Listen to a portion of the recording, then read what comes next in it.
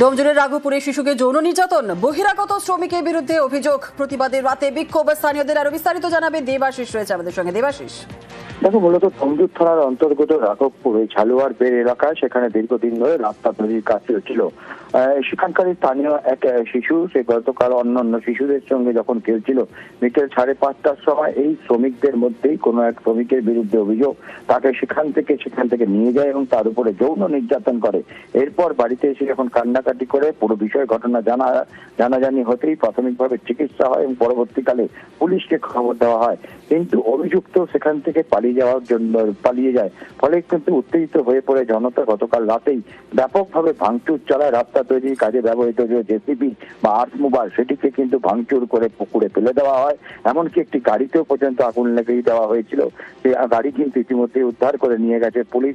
তবে একাধিক শ্রমিক যারা এই স্থানীয় স্কুলে তারা বসবাস করতেন কাজের জন্য, তাদেরকে ঘিরে বিক্ষোভ দেখানো হয়। কার্যত পুলিশ এবং র্যাব এসে তাদেরকে উদ্ধার করে। তবে অভিযুক্তের খোঁজে কিন্তু এখনো তল্লাশি চলছে। এই ঘটনার জেরে কিন্তু ব্যাপক উত্তেজনা রয়েছে ডোমজুড়ে রাঘবপুরে। জোনেলা, ধন্যবাদ। বিকাল 5টার সময় বাচ্চারা খেলে, এখানে রাস্তায় লোকে যে কাজ করে ওর মধ্যে একটা ছেলে গাড়ি ড্রাইভার, ও নেশা করে মেয়েটাকে এখান থেকে তুলে নিয়ে গিয়ে রেপ করেছে। 6 বছরের মেয়ে। এর জন্য রাত্রে আমার সব ছিল, পুলিশ এলো, যে কন্ট্রাক্টর তাকে আনা হয়েছিল। সে বলতে আমি খুঁজে পাইনি ওকে।